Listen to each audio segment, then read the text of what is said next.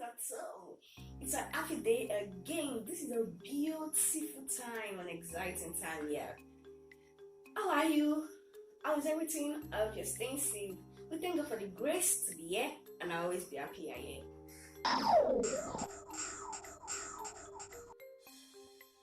You're welcome to today's program. This is Talk with Ajuasegunlo. I am Ipeayeda. I'll be your host. I'm not the only one here. Today in the house, we have someone very special in our midst. Who is he? Good afternoon, viewers at home. I'm pleased to be here with Ajuasegunlo on Talk with Ajuasegunlo. I'm Pastor Joseph, and I'm pleased to be here. Today, by His grace, we will talk on the subject of hunger, and God will help us. Amen.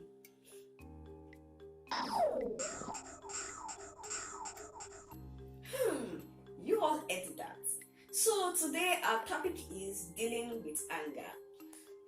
Everyone knows anger, but just for formality reasons, sir, please, what is anger? Well, today, by the special grace of God, we will talk on the subject of anger from two different perspectives.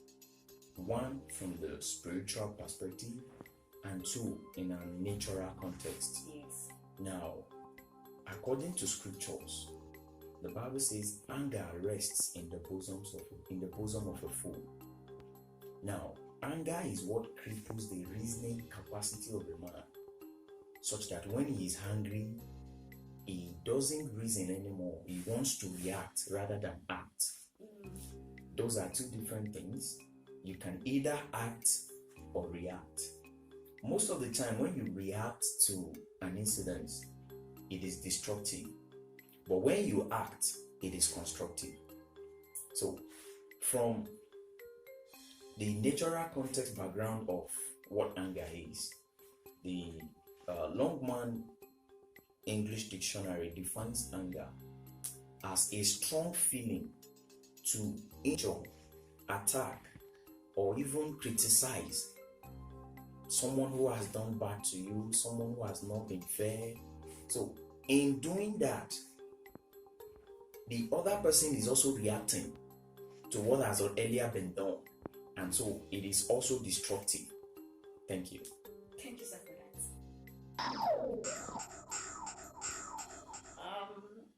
I think we've got to know about anger now. So, sir, how can we recognize someone who is angry? How do we know when someone is angry?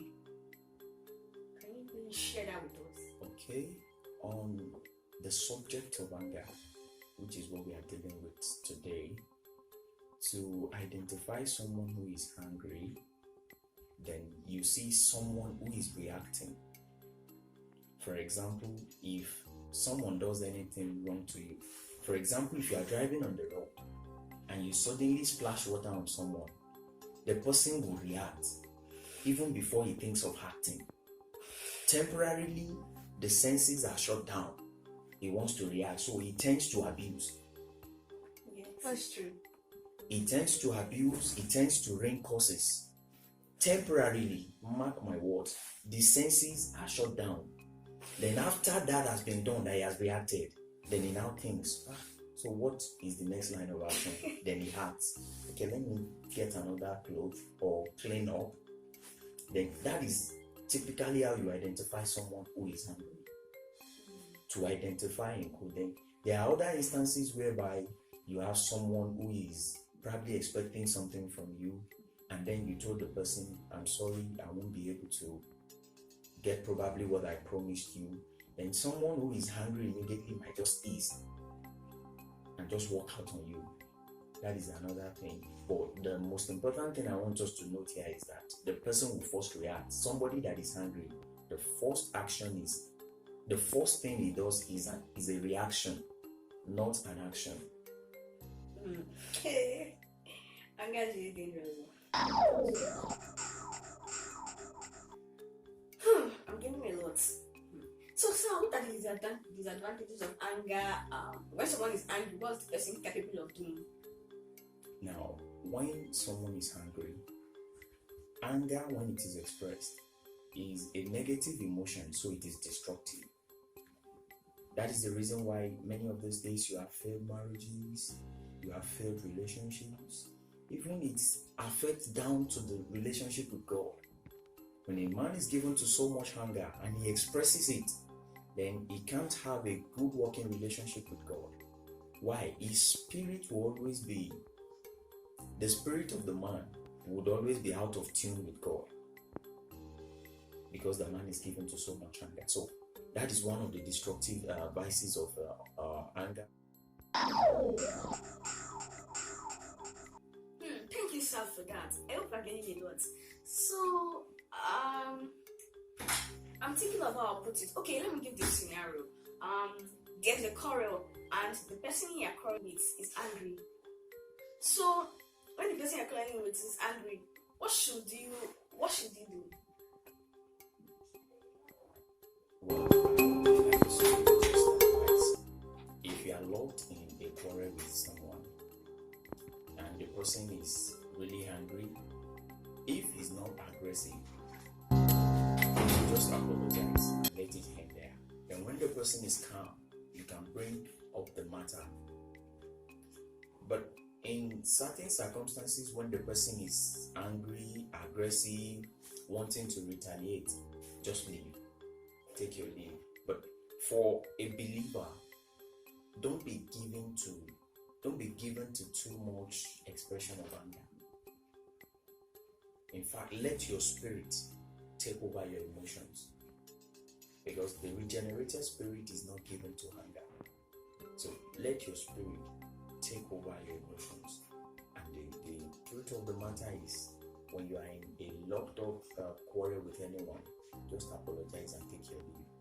I once heard of an incident like that, where two people were in a quarrel, and then one man went there trying to settle the quarrel. They broke his head. So imagine the one who broke the head of the one who came to help them out. If he was able to lay his hands on the person he was angry with, he would have probably killed him. So apologize and take your leave. Then when the person is calm, you can reintroduce the issue, and then it will be sorted out. Wow. Thank you very much, sir.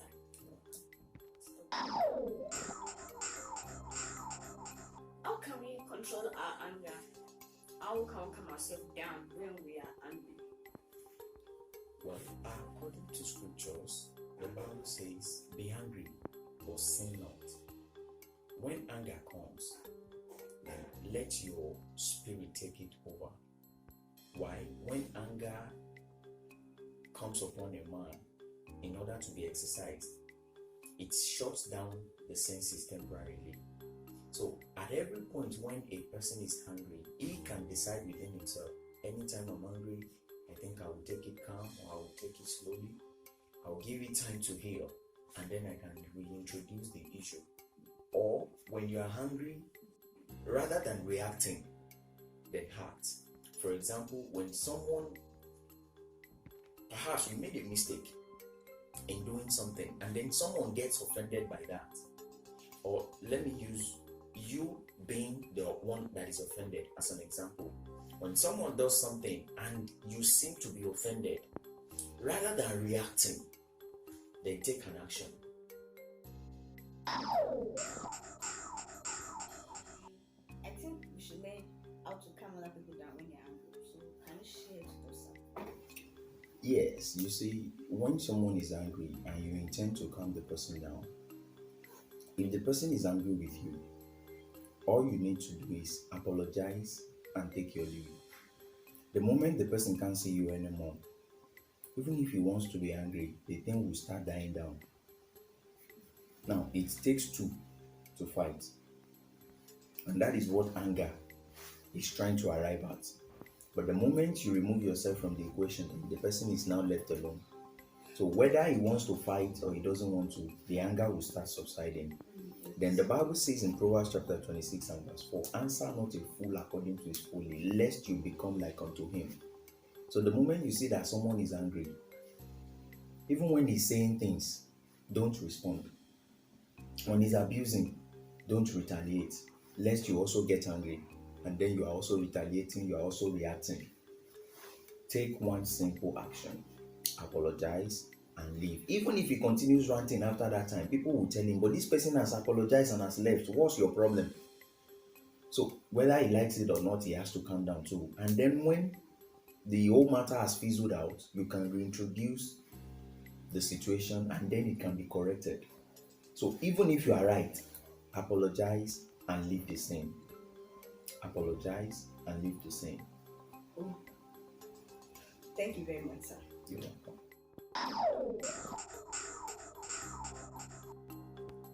We've come to the end of today's program. Oh, I hope you learned a lot.